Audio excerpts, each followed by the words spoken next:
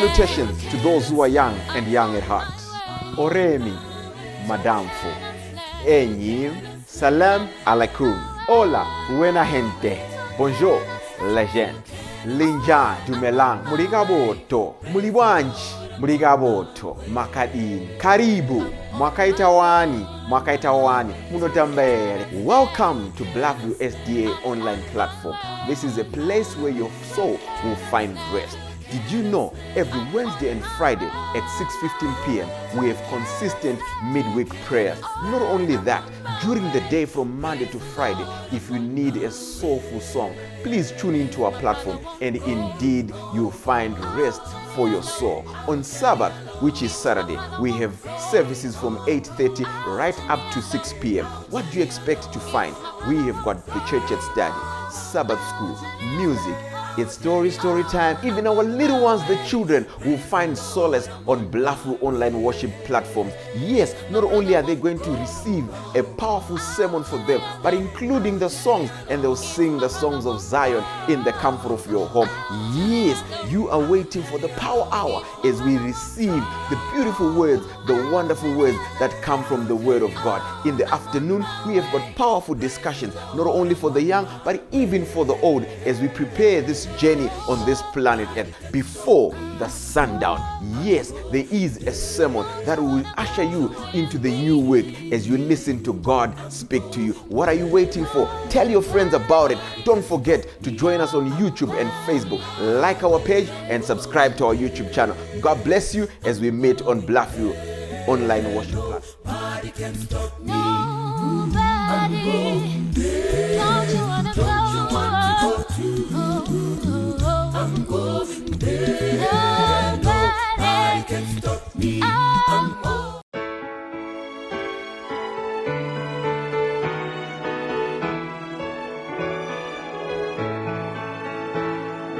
Tichafara pasara pera tounganidzwa kumusha apo toudza misumbu kujerusarema ija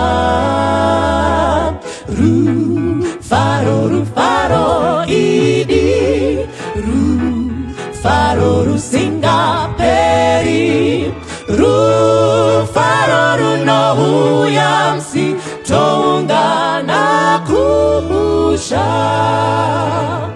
toimbanzwi yodzakanaka nemoyo yedu yotenda Kristu mamboto mukudza kujerusarema ija rufaro idi rufaro rusingaperi rufaro runouyamsi toungana kumusha rufaro runotirindira nedzimba zhinji dzawakwa Jesu iye wakadzira kujerusarema ija rufaro idi rufaro rusingaperi rufaro runouyamsi toungana kumusha rufaro idi rufaro rusingaperi rufaro runouyamsi toungana kumusha.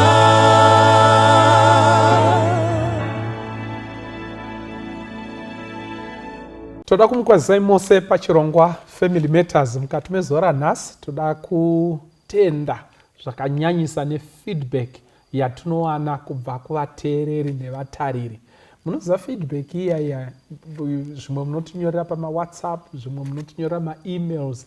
Izvozvo muri kutogadzira chirongwa saka kana takuzobika kunoku zvinotibatsira kuti iko tinokwenya panovava. Pane kungokwenya hazvina kunaka. Saka toda kutenda chose mukati mezuva ranhasi. Ndanga ndichida kuti iko vadari vedu vatibatsire vazviintroduce mukati mezuva ranhasi. Totangira nekunoku. Kwazivai vadiwa vateereri, tinofara kusangana zvekare muchirongwa Family Matters. Zita rangu Mrs. Chinengo. Thank you so much. Yes, touya kuno. Ndinokukwazisai hama neshamwari, ini ndini wenyu Advovo Advocate Nyari Maposa. Thank you so much. Yes.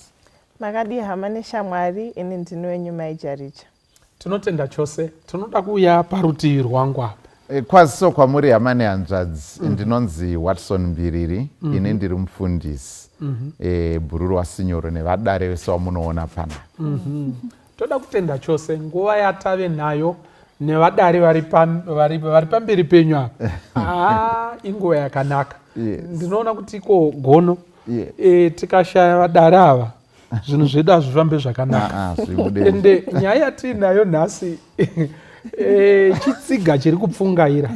Saka hold on to your seats. Tinyasoiparura gono mondibatsira kana ndakuda kutadza kunyasotaura zvakanyatso kunaka. Nyaya yatiinayo tiri kutiko what women wish men knew about family finances. Mukati mezuva ranhasi toda kutaura nenyaya dzezvemari, dzezveupfumi, maresources anounganidzwa nemhuri kuitira future generations, kuitira kuti mhuri irarame zvakanaka and all that. Upfumi hwemhuri zvinomboonekwa nemadzimai sei. Last time takataura nekuti iko vana baba vanoshuwirawo kuti vana mai vanzwisise chinyi pamusoro pekushanda nekushava kwavanoita nekuunganidza and about family finances in general. Saka it's a follow up yekuti iko vana mai vakainzwawo nyaya igono iyi. Nyaya yakanzwiwa nana mai ndobva yakatanga kufashaira vachinayo mumaoko.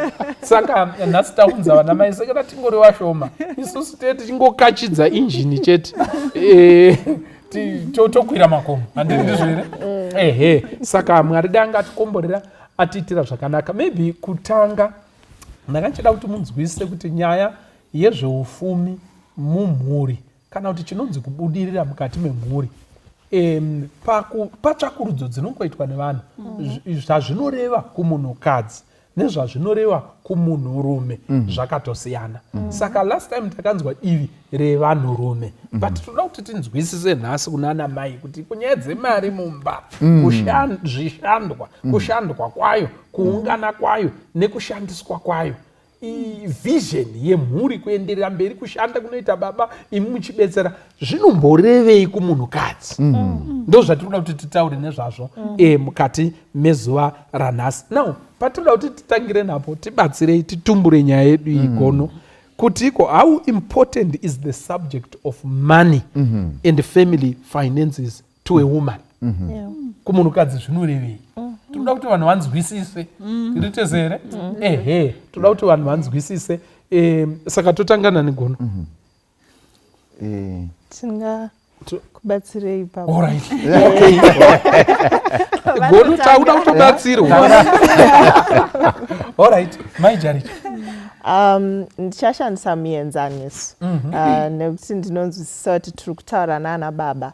Saka tiri kuda kuti vana baba vanyatsonzwisise makoshero akaita nyaya yemafinances kumadzimai. Kazhinji panogara pachitaurwa nyaya yekuti murume afare muwanano, bonde chinhu chakakosha stereki, zvekuti chikashayikwa murume anogona kutovhiringika kuti saka chii chiri kuitika pachiri nemuchato here. And kumukadzi dzimwe nguva tinogona kutadza kunyatsonzwisisa extent yacho. Ndo zvakaita seissue yefinancial security, kuti kumukadzi is one of the most important things in a marriage. Mukadzi haadi kunyanya kufunganya kuti saka mangwana tichadyei, mangwana tichabatanidza nepapi, tichaita sei. A woman needs financial security kuti hana yake igadzikane and anzwewo achiti pano pana baba, ndo panoti baba pacho ipapo pa financial security. panoti baba pabonde unoona kurasika kwatakaita gono panapa Shama chaizvo. unotoshamba kuti iko mari yadii iyo munhu uchimuda. Alright, maichinengo. Yes. Mai charicha vaparura zvakanaka. When you talk of financial security sevanhukadzi, tikutaura nebhatanisi. Vatanidza zvinhu zvese zvive panzvimbo. And kana tichiti financial security, musafunga kuti mai jari chavari kuti ngaiwandisise stireki ndokuti mudzimai azofara. Just that assurance yekuti mai jari chavanonorara hope vachiziva kuti nhasi tabika tadya tikatosuka maplates dedi vachaona kuti mangwana tinodya ine vana. That's very important. So it's like a button that puts everything together. Financial security. Saka zvavataura vafamba nepanda ndichada kufamba napo shuwa kuti sekukosha kwakaita bonde kuvanhurume ndokukosha kwakaita financial security. Munhu wemurume ngaasagebha panyaya dzemari. Mai havafari pamba. Sezvingangoitawo mai vakagebha panyaya dzebonde. Taona nyaya dzakawanda vanhurume vakabvunzwa kuti chii chiri kunetsa kumba anongoti anondinyima. Vakadzi vakabvunzwawo kuti chii chiri kunetsa ari kundinyima mari.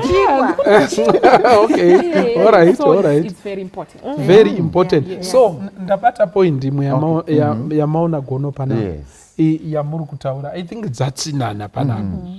Point yekuti iko that assurance yekuti iko baba vaka mangwana tinotodya chete. It's something that is earned by a man. Pamuri kugara mese nemudzimai makore achifamba anodzimara azvinzwisisa kuti baba ava vanomira panzvimbo sababa. So I mean the assurance indikuona sekuti it's not in the amount of money but in the confidence that I have in this man because of what he does. Anditi muri kuona track record yako ngainge yakachena. Anditi muri kuona. Alright, gono tiruda kuti iko timboti ombi chana.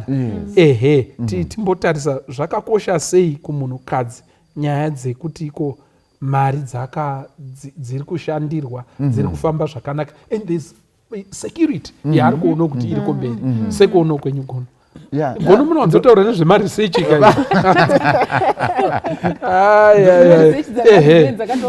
dzekuamerica chamboko chinorova mutyairi chanhasi. So ndinoona sekuti pada ndochikonzero Mwari chavakaizoita kuti pavakasika munhu vakatanga vasika Adam asi patogadzirwa nzvimbo and everything like that. Eve ndokuzouya pada vana kuda kuti vapinze Eve kuti zvino kuti pachadyiwa here panapa. Eve akazotongosvika aiwa watova mutambarakeni musha wapo wavepo zvokudya zvitoripo achingovhura maziso zvanga zvitoripo. Adam anga angonangana nepoemu yake bedzi.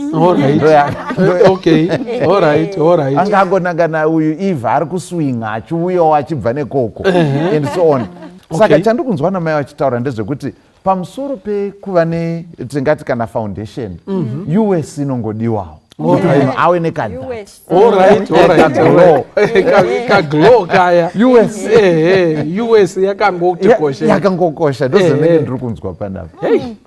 Yapakaoma advocate hatisi kuda kubatai kwemari aiwa hatidi kudaruba ndiri kuona kuti muri kushinyira chaiko. Taurai tinzwe zvakakosha sei kumunhukadzi hanenyu inorova sei kana muchifunga neramangwana financially in a family.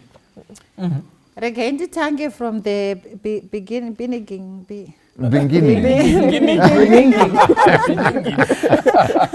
Regai titange panotangira nyaya. Iwe murume uchiti uri kuti uda kundopfimba musikana usitorina chawakabata iwe wachona hautozivi kuti mangwana unodyei asi une shungu dzokuda kuti ndoda kundokanda shoko kumusikana wesi ndogona kumitisa wesi ndoda kuroora ndichibatsirwa nehama dzangu. Handiti muchaona kuti nhamo inototangira ipapo pakuti iwewe hausa utori nherera. Amunoziva kuti kune vamwe vanoti after 18 years dzobva dzaita nherera. Vakuda either kuchengetwa navabereki kana kuchengetwa namadzimai. Saka nyaya ripo ndeyekuti if truth be told a man ane zvinhu zvake ane chirongwa rekaititi chirongwa ndikati zvinhu zvake zvatavangati kuti mota nezvii zvinyanditika but murume ane chirongwa is the most attractive man ever. Iwe kana usina ndo zviripo kuti une vision ndosaka chiro mubhaibheri chinzi without vision the people perish. Hazvina kunzi without money. Hamuri kupanzwawo wepapapo. Vision chaiyo nechirongwa chekuti mangwana tichazodii uchionesawo wamai kuti wamai ike zvino zvakamira so asi ona takaronga so zvinhu zvikafamba zvakanaka ngatinamatei asi tapedza kunamata ini mangwana ndichamuka kuma5 ndotobuda ndoenda. Amunoona chirongwa ichi achisi chekuti ngatinamatei wamai zvinhu zvichafamba zvazvo Jehovha achitiona. Amunondinzwa ipapo pane action.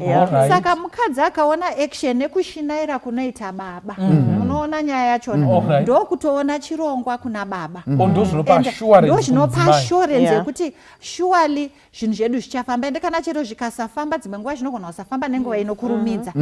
No, this man nevision yaanayo nenzara yaanayo yekuti tibudirire, we are going to get there and I'm going to stand by his side. Wow. Let's talk about vision. Tisati taenderera mberi ngatimbosengai ruvambira revision iri rinoda kunyatsoti rinyatsobatisiswa zvakanaka. Vafana vari kuuya vachititaurira zvavari kudhirima neupenyu zvekuti arida kuti iko ndinoda kuzokonvinza president weZimbabwe vanditengesere paya pakanzi welcome to Mutare paya hanzi ndinoda kupa levhura ndiise hotera icha in fact ndine ma-investors and great vision but detachment yevision from where he is mukaha uripo. Indiri kuona kuti vision toita sei pavision tikutaura nana baba toita sei pavision iri so great but paari pacho kuti asumuke kuenda mari yekwamutare hana nanditi muri kuona but arida kukumbira gomo iroro ma-investors and anditi muri kuona nayo cheripo toita sei because vision ikasakuro hazvina kushata hazvina kunaka handiti muri kuona but todini kune vision dzimwe dziri mumhepo dzisina padzakanyatsogara kuti mavision aya igonotibatsirei mozotibetsero vana mai kuti iko zvinokubaya mwoyo zvinokuafektai sei kana paine murume ari kuomerera nezvimwe zvinhu zvekuti iko but muri kuona kuti zviri kure dai tatanga tavaka apa pekufamba napo kuti tisvike paari kuda handiti muri kuona yes gono tibatsirewozvo. I think ndisandabatsira ipapapo sinyoro ndinoda kutotangawo nemubvunzo kune zvataurwa naadvof pakuti vafana vazhinji kana kuti vakomana vanowanzochema kuti vasikana ava vanowanzoda vakomana vetelevhizheni rather than vevision. Muri kuona vanotoda ane something ane mota yake ari kurivhesa achipaka uyawo kuti paagere ndo paakatopaka chero aine vision vanota saka pakadari panoita sekuti hazviko here zvekuti kune vasikana vekuti chero vision munhu anayo vanozoti chechu kare munhu yazoyambuka manje kuti munozoaimbowa mukomana wangu akatongondi ascautu but by then waakuda kuyambuka izo ngwena dzatomuka and so on. Hazviko here zvakadaro and then sinyoro pane yamataura it's true kuti tinogona kuva chidiso kana kuti shungu dzemwoyo dzekuti ndoda kuzoyeka kuzosvika pekuti nenda kukweretesa reserve bank mari ichikwereta kwandiri kana kuti sadak nenda kusponsa sadak but ndinofunga kuti chinokosha there are certain principles munoona mushoko raMwari zvinonzi kana ukavimbika pane zvishoma uchazopiwa zvizhinji. Jesu anotaura kuti kune vakapiwa matalents vaya vakava responsible pane zvishoma vakabva vazopiwa more nekuda kwekuti kuva responsible zvakafanana nemimba. Numba haugoni kuita mapercentage yakabata last night neirinozvarwa mangwana dzese 100% pregnant. Alright. Haina mapercentage. Haina mapercentage. Saka sense of responsibility kana iri kutombokona apa. Maybe vanenge vasiri kushora vision yako yekupaza gomo rechristmas party. Asi vari kuti pane zvimwe zvatakatotarisa panapa zviri kuda kupazwa. Zviri kuda kupazwa hamusina kana kumbosimudzira munwe. Asi saka that is kuti zvamamhanya nevetsoka mukafemereka mukadai ove mabhiza muchazvigona here kana vozouya kana muri kudonha muchiti nyonde nemuromo pakati sangarara kumupita jorodhani muri kupinda sei vanotarisa vati musiyamwe hapana kujeka apa ndo zvinenge zvichiitika. Thank you for that point. Saka nemamazwi pane miono yatinayo mukati meupenyu, but hanziko there's a difference between being principled and being motivated. Anditi muri kuona being principles and determination will take you where motivation will never take you. Yes. Kuti iko saka zvandinoda kuita iko ndazvidimura zvave zvipisi zvidiki nekuda kwekwandiroda kuenda mangwana ndiri kuita zvakati kana kuti nhasi manheru ndiri kurara nenguva yakati nekuda kwekuti iko ndinoda kuzokweretesa sadhiki mari zvino kana pauri zvisiri kuratidza kuti so what are you doing, what are the principles that you are following kuti usvike uko. Apo anana baba ameno ndimi muri kutaurirwa mavision asikana imbotibatsira ini ma. Aiwa regai tipinde panyaya yevision papapa.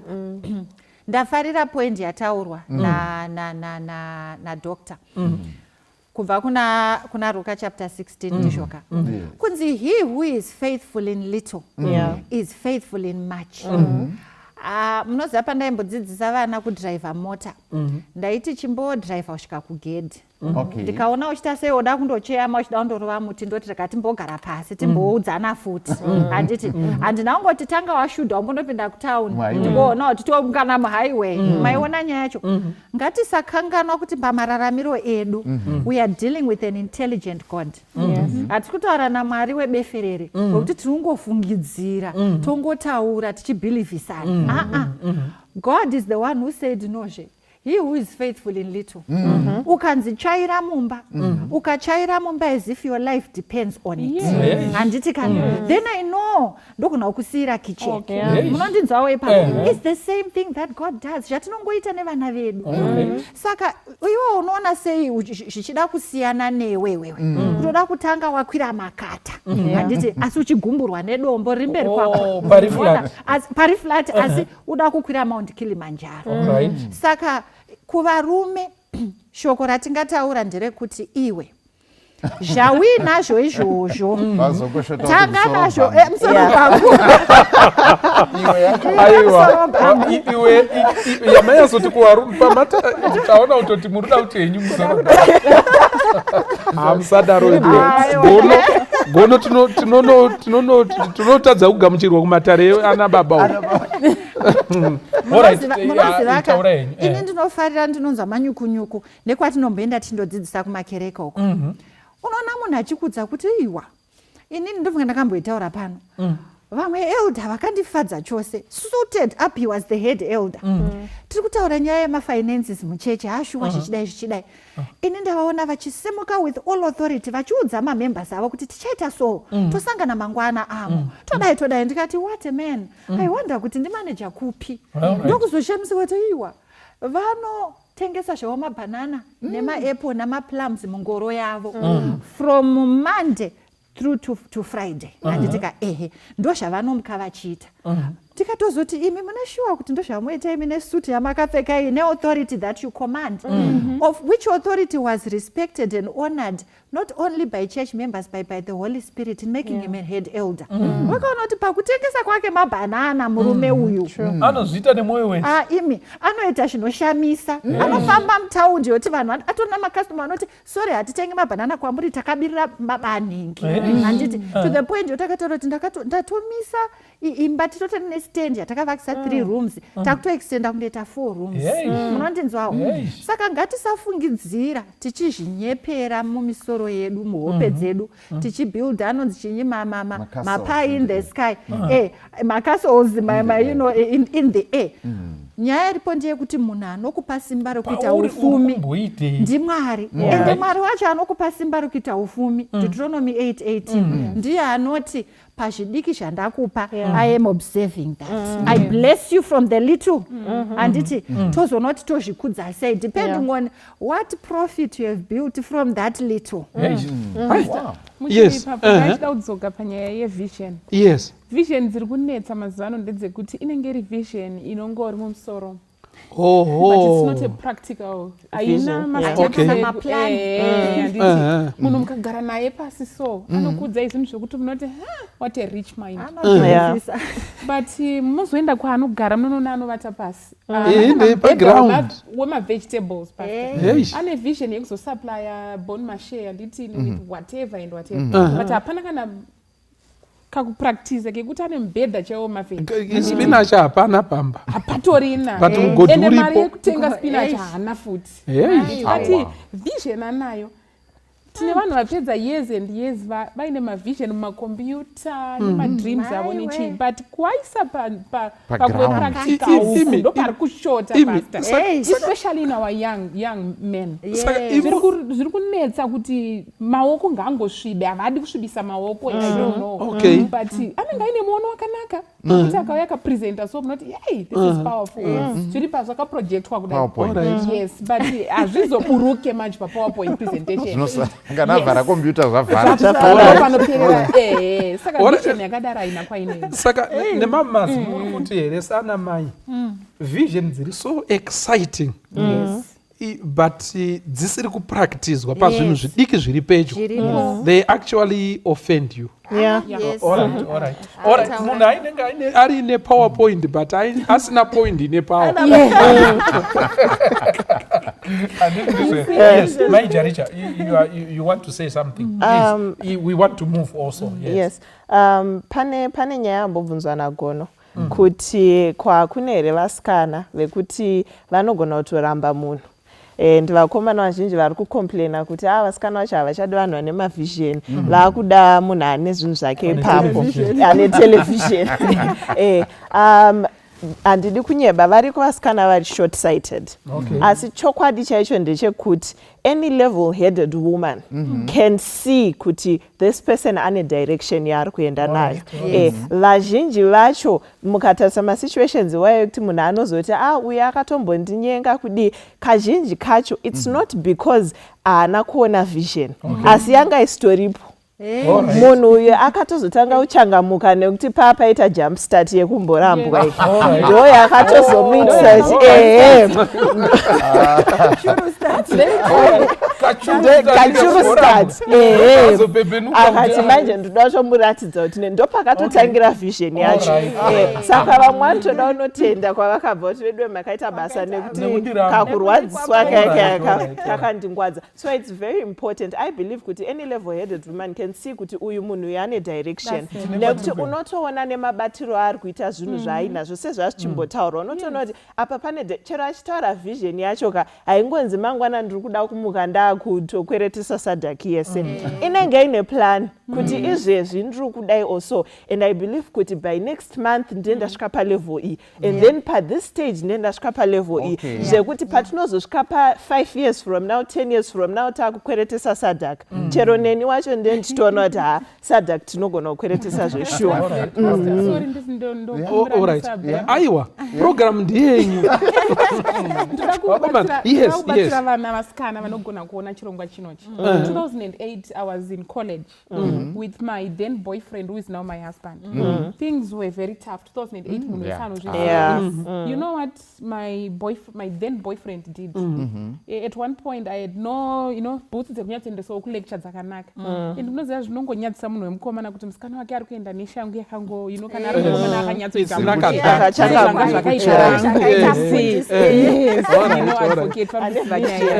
so you know what he did kusolusi kune danga he went kudanga kanotsvaga manyowa kamapura musaga vakakumbira kune married staff quarters kakusoni one of the married staff quarters paitogara pastor nemudzimai wake but kuseri kwangu kusina kurimwa muriwo. He dug trenches and he grew nice vegetables. He bought me a pair of shoes from that project. Just a pair of shoes, but the basic things that we had. By then he had one meaningful jazz pastor. Rekuti waitotuchona waitozoti ukangoona juice zoti okay there juice pastor, but kwaive nevakomana vaive nemajuice akawanda. I did not go there because ndakaona vision. Nhasi tiri pano pastor majuice ataziva nekumba tukutoshaya pekwaisa, but vision yakaonekwa 208 kwakaoma. Wakandibelievisa kuti ndokuchengeta ndikati if he does this kokana ndaroorwa and sure ndigere amen. So nemamazi muri kuti iko if you can't sell sand to the Arabs chimbonyarara. Andizve chimbonyarara netanga ombotengesa jecha iri kuma Arabs kuti for sure tiri kuenda somewhere. All right, let me move a little bit. What are some of the critical issues around family finances? What are some of the very critical issues to a woman? Mufundisi regai tiudzane chokwadi padare rasinyoro panotaura chokwadi. The hardest thing for a woman to do is to submit to a man who is not providing for the family. Yakora mutu zvakuda zvichiri sefere amoni tatarisa pasi gonu zvekuwirirana inzwai munzwe inopera zvakanaka. inzwai munzwe zinyoro hatisi kuti it's impossible. Munondinzwawo pakudzidzisa madzimai mamboti nyevenutsa nyasha dzawanda. Inzwai munzwe, it's not kuti we are saying it's impossible, but it requires much grace and much prayer and fasting and a lot of counseling. Nemweya wakaipa uya wakanzi uitaipi mukaona wauya une banda uko chero manyukunyuku ekuda kuchaga kuti muri nyamashisha nari unendo ndinototaura you don't need to press a button. Pane zvinongoitika kuti what a man you know una zvaita handiti nhoro ichisikonzi pamusha taurai nyaya iyi ndoda kuti iko tichibva panapa rovambira iyi handisida kutomboti rifungidzironzi richapakanyika handiti muri kuona. Yes. What are some of the very critical issues dziri around family finances critical to a woman?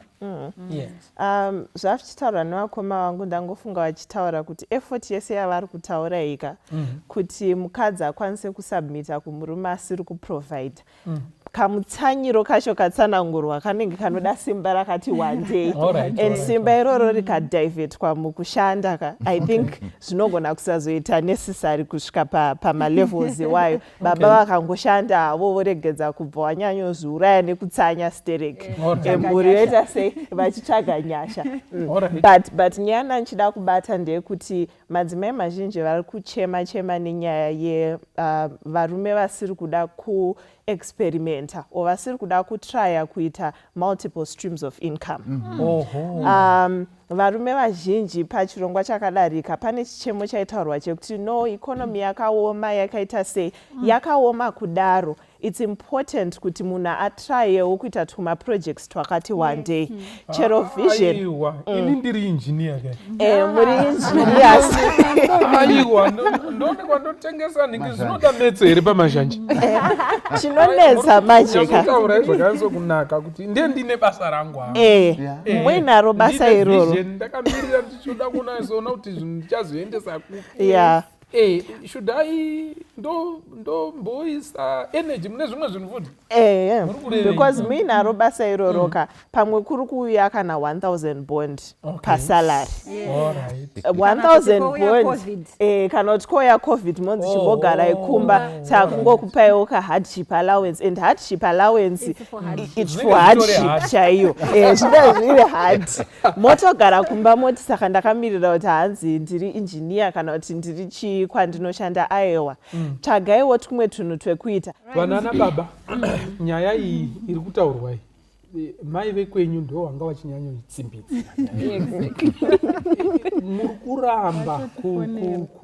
muri kuramba kuti iko zvinhu zvashanduka ndo mune problem yekuramba kuti iko zvinhu zvashanduka because pane nguva iyaya varume vanhu vaishanda pamafilling stations pavakaita vana biggers waitomhoresa nemutupo because ndeyaidira fuel but fuel yakazongowanikwa saka kana waidze biggers nekudira fuel nguva yacho iyoyo chishanduka now pauri kutodzi biggers nekudira fuel maybe watendwa waita sei chiita garden remuriwo ndofunga ndo zviri kutaurwa nana mai panapa kuitira kuti fuel ikawanikwa iwe uri kutengesa mavegetables plai futi pane chingoro chemafruits chiri pakona saka that diversity handiti muri kuona munhu ari kuomerera nekuti ini ndiri ticha munozviziva mese kuti ndini ticha mbiri kana kuti ndiri but maybe uticha mazuva acho iwayo maybe une machallenges ari kuitika saka hazvidi here kuti iko ufunge zvinhu zvakati wandei indiri kuona tarohwa chemudumbu apa chemuguvhu imbobatsirai nhingirikiri guvhu risanyanyopisa imbotibatsirai zvakakosha kuti miono yakakura inotodikanwa asi tiri kudawo kudya manhero anayo mangwana kuri kutodiwa porridge yevana vasati vabuda kuenda kuchikoro ndofunga pfungwa yari kutaura ndoiri pana Ecclesiastes chapter 11 inotaura ichiti cast your bread ubva pavhesi 1 cast your bread upon the waters for you shall find it after many days give a portion to 7 and also to 8 for you do not know what evil will be upon the earth hauzoti kuchaita korona here kuchaita chi hauzvizikani zvikanzi panapa vhesi 4 he that observes the wind shall not sow and he that regardeth the cloud shall not reap zvikanzi in the morning sow thy seed and in the evening withhold not thine hand for thou knowest not whether shall prosper either this or that or whether they both shall be alike good saka I think nyaya iyo ndiri kutaurwa yemultiple streams of income zvikanzi nekuda kwokuti uyu atori mwari pache zvake ari kutotaura kuti pasi upenyu hwamunorarama uhu hune a lot of uncertainty the only thing that's certain is that life is uncertain kupaona saka ndo pari kunzi alright izvi uri kuita izvi makuseni uri kumukira uchienda kauko zvikanzi koma in the evening wapeterei maoko because hauzivi zvichafuma zviri komangwana pamwe pacho munhu wacho iye anenge achiomerera pakuti ndiri accountant anenge achitofacilitata mamwe maziodha ezvinhu zvaanogona kutongoitawo handiti munoona nayo chiripo achitodedza munhu uye uise chakati pakati uye uise chakati pakati I mean vanhu vanozvikomita kupfumisa munhu agoitwa refined kuhodha zvinhu achisupply achiita sei why don't you just move and start to pfumisa yourself handiti muri kuona yes kungwarira paduri sehuku alright yes the greatest colonization that has happened to us, and I don't know if I can say Africans or what, is the colonization of the mind. Yekuti tinongofunga kuti a white collar job is everything. And mukaona kana tichibvunzana tinoti mwana akapedza chikoro ari kushanda kupi mwana akapedza chikoro akawana basa kupi pfungwa yekuda kuramba tichishanda pasta ainyanye kudikwa kuvanhu slave trade yakatikuwadza munhu anosvika kuti tai inochena kuti mbuu ichirohwa nezuva achienda kubasa kune mari isingakwana nditi they cannot even afford to buy a new tie but anomerera pakungoti ndiri engineer ipapo yet there are so many opportunities that are just lying still indinoona sekuti paya mwari pavaiti be fruitful and multiply handifungi kuti kwaingove kuberekana kwekuti berekanai muwande sezvatingafunge but God gave us dominion to multiply things akatipa simba mwari rekuti tikabata chaiko vanhu vevarume vakabata zvinowanda saka one stream of income manje rwizi runofuma rwakapwa ende pacovid pakaratidza vanhu vazhinji kuti mabasa anosungirirwa achinzi polishai bhutsi yadhedhi mangwana vari kuenda kumeeting ye24 hours naningi nadirector wekwakati uchiudza vanhu kuti when I was in the office of the minister yes I visited this and what in 19 no the family will not eat that saka azvibikwe mpoto izvozvo yes so I think kuti multiple streams of income dzinokosha ngaitipfekere chimwe ndafara zvataura namai chinengu nyaya yekubatirira chandagwinyira nyaya yekuti inini ndiri lawyer ini ndiri doctor ini ndiri chakati inondobata kumberi uko panyaya yekuti vanhu vanenge vakatotenga stand mufundisi handi munoibata kai asi vari kurenda stand yavakatenga kuda kuruwa handisika kuna mastand mahombe ayaya ivo vari kurenda kuvhainona handiti vhainona iri kuvapa pana anotoita kushinga kundorenda kuti ndingonzi where do you stay the brook at the brook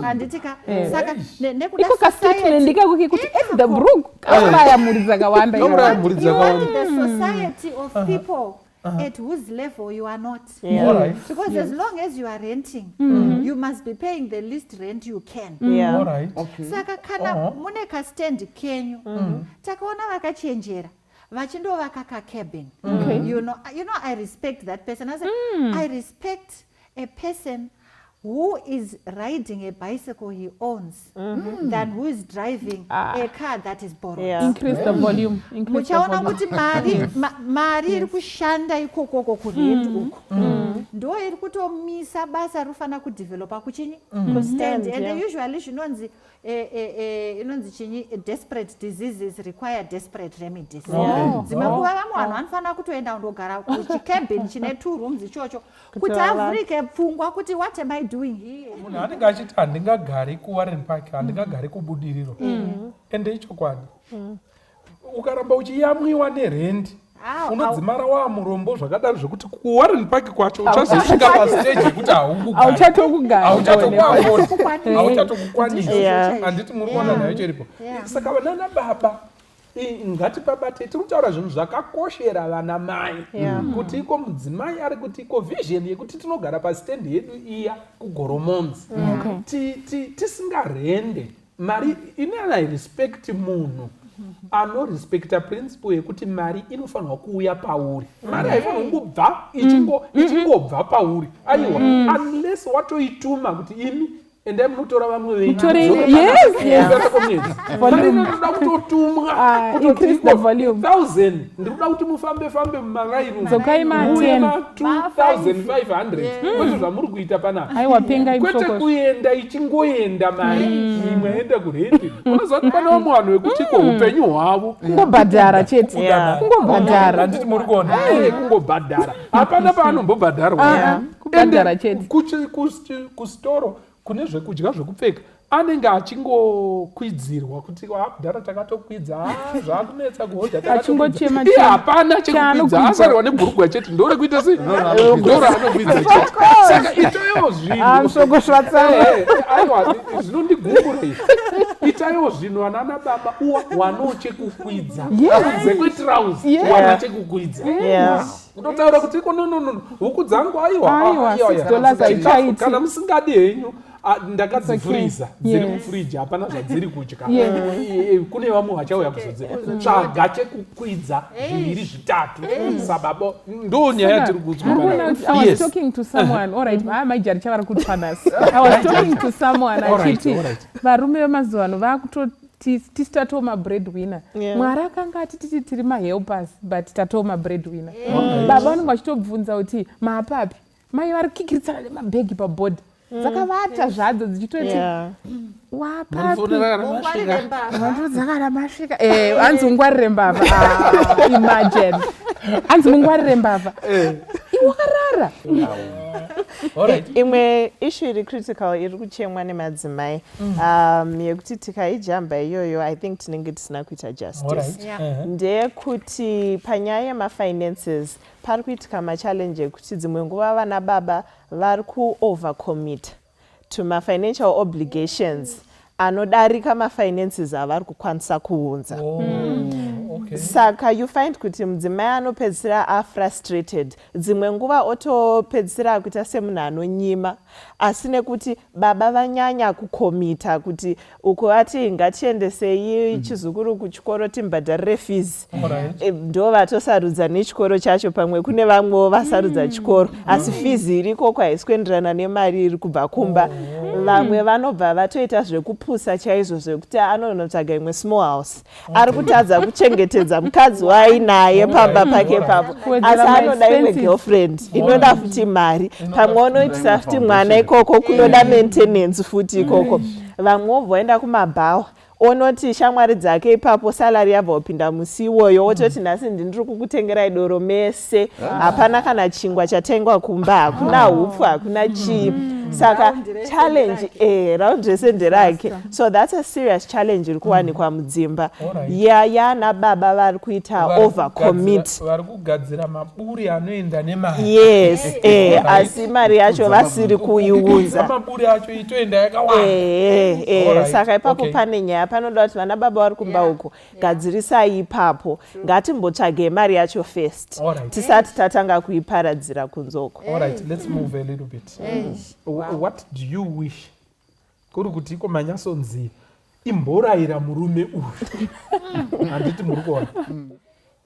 Chekutanga chandingataura ndechekuti vana ndevedu tese. You know, pane kamwe kahabit kasiri safe kanoitwa nevarume, whether married or not married, kekuti when push comes to shove, he is a free man. Saka whether vana vari mumhuri mumusha wakachatiwa kana havazi mumusha wakachatiwa, generally the belief or the general tendency or thought process yevarume ndeyekuti vana ndevemukadzi. Saka pamba pakashayikwa chashayikwa, iye haabatikani kuti vana vadyei nhasi.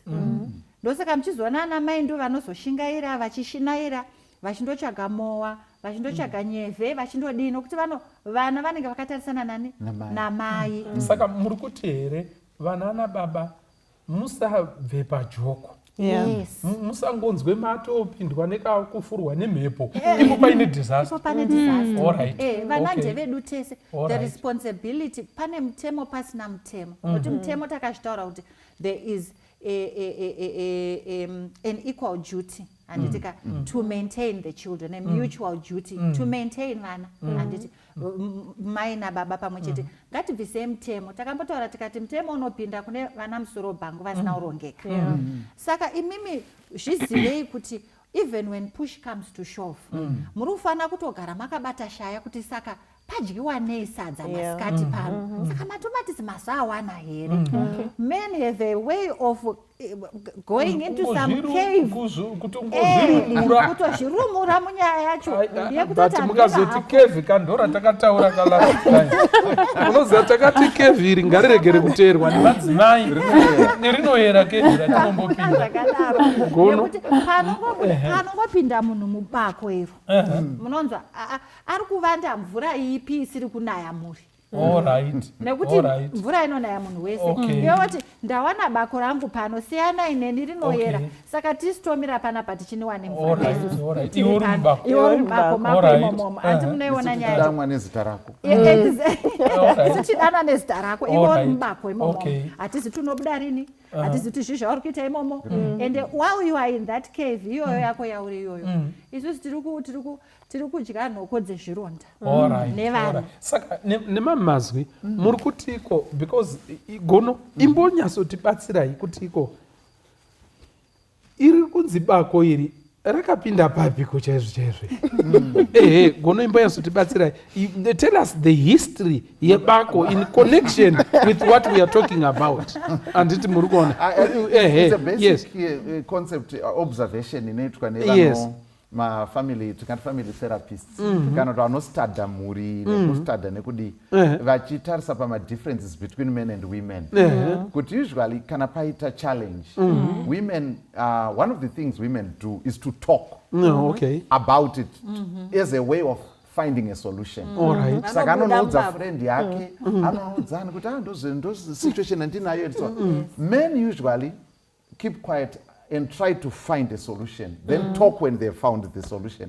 Saka panguva yakanyarara iyi ndo panguva yaari mubako yekuti audzwa kunzi mari yerenti yanzi landlord wambouya vatouya katatu kesi ndichingoti hamusati masvika and so on. Anobva agona atopinda mubako akumbonofunga kuti saka akucrossa border akuplaza and so on. Saka ipapo ndo panogona kuita difference yekuti zvandataura muna kuzvinzwa here uyu haasi kutodawo kudistembwa time iyoyo haana chekutaura chaataaburitsa achiri saka ndo is just that basic difference asi haisi yekuescape responsibility.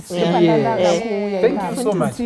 Saka apapa ndofunga nana baba muri kunziko makatiko muruda kumbofunga pamwe pacho mune muchida kumbofunga mai voti iko hamuna kuinzwa here nyaya yataita sei apa imimi hamusoda kutonzwa munhu ari kutaura nemi because munoda kumbofunga wokuti ndoita sei kadifferensi ikakako maybe chiri kukurudzirwa panapa mai Chinengo hachisi chekuti here musagarise mubako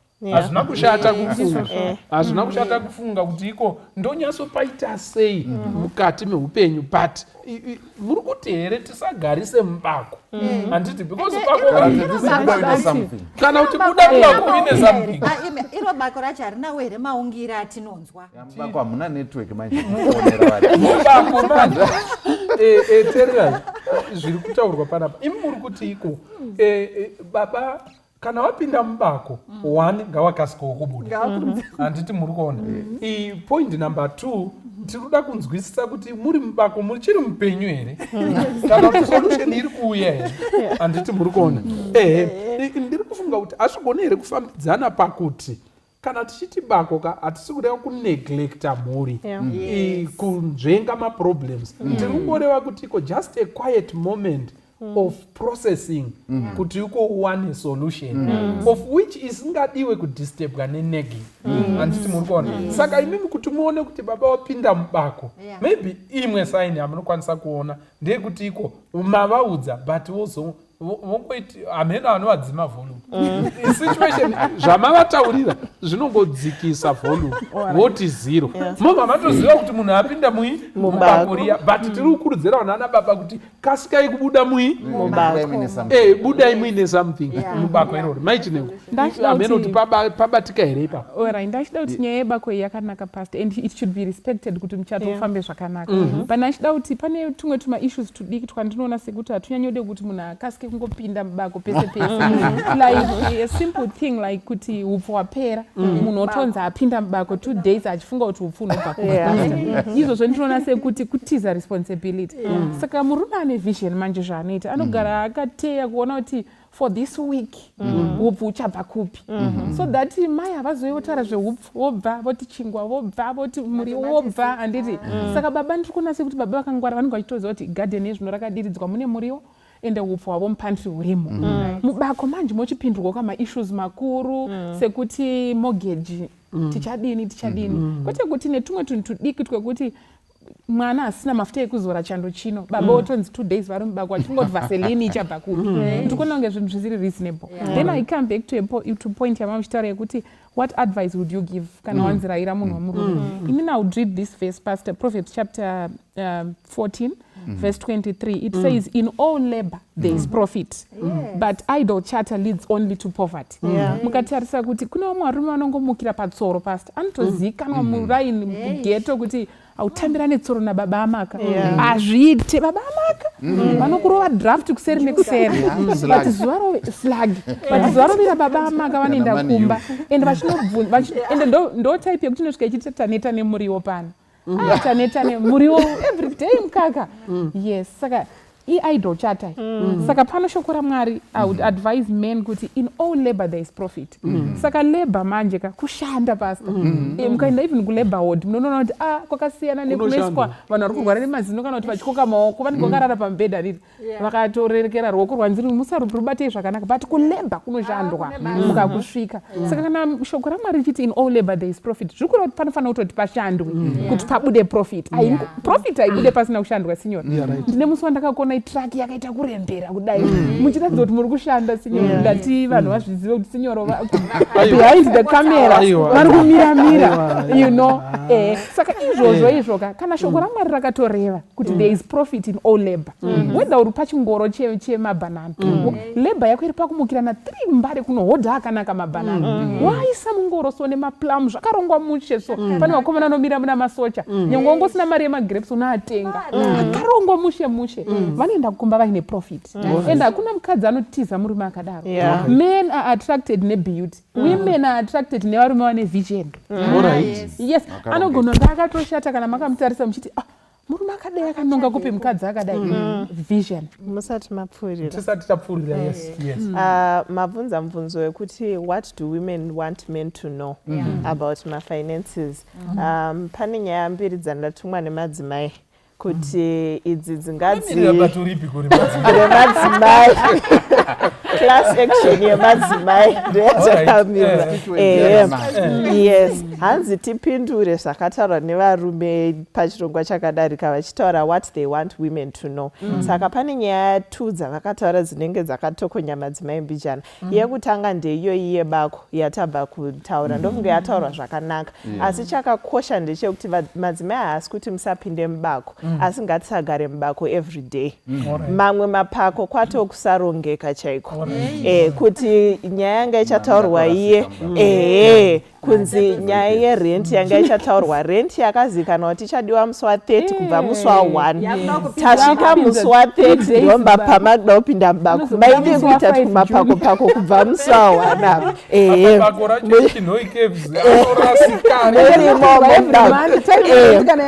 munhu opinda mubako. Landlord raakunetsa mudzimai muchititi aiwa asikani zvimwe kwakusatorongeka chaiko. Saka madzimai ari kuti ngatiitei maemergency ndo anopindirwa mubako. Ma-anticipated costs hapana need yekuti munhu aswera achipinda mubako because wanga uchizviziva kuti pachaita cost yakadai chauya. Wanga uchiziva kuti fees ichadiwa panguva yakati, rent ichadiwa, chikafu chichadiwa. Saka hazvisi zvese zvinoda kupindirwa mubako. Then pane imwe chechipiri inyaya yepakanzi chinozonesa ndechekuti kana madzimai asingaappreciate varume dzimwe nguva vanozopota vachiappreciatwawo kunze ukoko. Taisa zvikurudziro hedu pachirongwa, asi mukutaurika mazvakaita madzimai vaiti kana taita challenge yenegging kana yemafinancial issue kana yechii, ngatishandei nayo tiri vaviri. Iyi yekuzoappreciatana kunze ika totombosiyana nayo, nekuti madzimai vacho vari kuchema kuti vedu vedai mashanda vanewo mbinga dziri kuvanetsa kunze uko, asi vari kuramba vakamira newe vachiti rega ndimire newangu ndiyedze kuona kuti tingapushane here tikasvika. Saka let's not divert issues or avoid them by looking at zvimwe zvinhu zvisiri izvo nyaya chaiyo. Ngatidhilei nenyaya yekushanda tichiriritira mhuri dzedu nekurarama marriage yamathreats. Alright. Okay. Saka muri kuti imimi munhu ngaagare mukati memuchato nekuti vanodanana. Ende ngatitaure nenyaya dzemari panapa, dzeufumi nekuendera mberi kwemhuri takasununguka.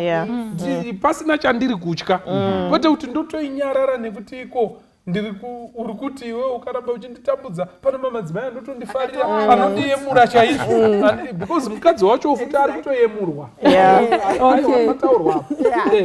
Mukadzi wacho ari kutoyemurwawo every day, iwe uri kuyemurwawo futi chi every day. But the issue is about the principle yekuti ndine wangu wandinaye ndakaroora kana kuti ndakaroorwa, ndiye wandichagara naye tichironga zvinhu zvedu kuti zviita sei zvienderere mberi. Ndofunga vanana baba tanzwisisa zvimwe zvinhu zvakatenderedza mari zvekuti iko pamwe pacho munenge mangorerera kuti atike mazimwe ekumusha kwawo hapana kana mazimwe iyo mweya yakaipa yekutoshamba kuti inzwai kunyeperwa kwatiri kuita handiti mukona. Dzimwe dzacho inyaya dzemari chete, kungoti mari dzako hadzizivikanwe, hapana padzakanyorwa, hapana waunoudza, vision yacho inguri mberi zvamangwana zvenawo hapana zviripo and all that. Mudzimai anogara aine stress, hapana kana kamari anombobata financial freedom haana mukati meupenyu. Saka handi mweya yemadzinza aiwa kamwe kakungosasununguka kaanenge anako mukati memusha. Saka ndoziva kuti vanana baba mazvibata, asi gono tarohwa zvemudumbu nhasi zvemuguvhu. Yes, chingopeta iwo koti ngadini semunhu ari padare hauzoeke hanzi murume asiibva chipadare. Gono tichangosapotana even pakusimuka padare ungotatarika mondibatoka ndauda unopunzika. Aiwa, it's very true because nyaya idzi hatisingotaurira let's say kuti vanhu vari kunze kana dzinototibatawo chaizvo zvitoriwo zvemashuwa-shuwa. Saka hazvisiri zvongoti vachazvinzwa ikoko nesuwo because dzimwe nguva ndinotomboti tichiona chirongwa maimbiriro anenge achiti muri kunzwa here zvitaurwa nagono. indongorohwa pasaidi so kalove elbow apo nyaya wakukuma. Saka mabrothers kakunzoko tiri kutoedza kubetserana tese, handi kwekuti hanzi kunzoko ndokune imimi ndimune problem isusu tiri right kuno tiri kutodzidzawo isu tichikunamatirai nemiwo muchitinamatirao. At the end of the day toda kuti misha yedu yese ifambe zvakanaka. Chinongodiwa chete kuti tikwanise kudzidza. Zvikanzi panoudzwa mwana washeka iwe muranda ibva waita sei chibva wanyatsoteerera, usaite urombo hwenherera yekupakwa ichirutsa. Vanhu vanozoluza patience, you know, kuti hakomana apo you see. So ndofunga zvinhu tu zvandingangotaura sinyoro. Chekutanga pataurwa namai chinhengo pakupedzisira semurume ngandisazviitire utsinye zvakadaro zvekuti mari yangu inoverengerwa mukasadya kakunzi mati mudae and so on, nekuda kwekuti you are short changing yourself. Munhu uyu shamwari yako yeupenyu iyi ane simba nechimwe chikomborero chaakapiwa naMwari. Communication netransparency is very important. Mari iyoyo inoita zvine musoro. Ndakamboobserva kuti at least like in my life kuti makore andakashanda ndisandaroora akaitwa outdo a few months after ndaroora. Uine maybe income isina kuchinja but pane kamwe kakurongeka kanongoiswa naMwari ipapapo zvokutoti kana Mwari achiti hazvina kunaka kuti munhu agare ari ega even pamafinance ndo zvimwe zvaaizotaura hazvina kutonaka unobhuroka. Yes, unobhuroka nazvo. Saka don't be cruel to yourself. And then bhaibheri robva rataura panapa pane imwe dzatataura robva rati what does it profit, ndi James chapter 2 verse 14. What does it profit, my brothers, though you may say though a man may say he has faith, though a man may say he has a vision and has not works, can a vision save him? Inobva yaenda mberi yozosvika pakunoti vision isina mabasa yakafa. Apa tareplace word faith. Uri kuti unazvo asi zvanzi ngazviratidzwe nemabasa zvonekwanza saka kuya kwanzi tiri kuenda rwendo rwekure ruri kutanga nenhano imwe saka patatofamba kana nonhato apa kutenda ngakuve nemabasa. Miono vana baba takakomborerwa nekuita miono asi Mwari ngavatibatsire. Ndiri kutorevawo chero neni Mwari vatibatsire kuti zvive zvinoita zvakanaka, vasikana ava vagare vachifara mudzimba dzenyu. Toda kutenda chose. Gono ini ndakaona chimwe chinhu chandakaona kutotiko vana mai ava idi kuvasiya hedu but vane kamwe kadhati kamwe katisina vane ka 6th neka 7th. Yes kangori nane zvakadaro zvekuti iko inini I'm into vision and risk taking. But my wife is I'm not dzimweni dzenguva ndotadza kuita organized with money. I don't want money. Handiti ndizve. Saka ndinodhila nevision nekuteka marisk. And wife manages monies up to the last cent. Zvokuti ndotoona kutoti marika iyi imwe ndotoramba mari ikauya ndinoramba tandisoda kutomboibata kana ndongosiya but zvainoita iri mumaoko angu nezvainoita iri mumaoko make. I mean it's amazing. Saka ndiri kuti iko kakungoti une mudzimai muchishanda pamwe chete, there is power in that.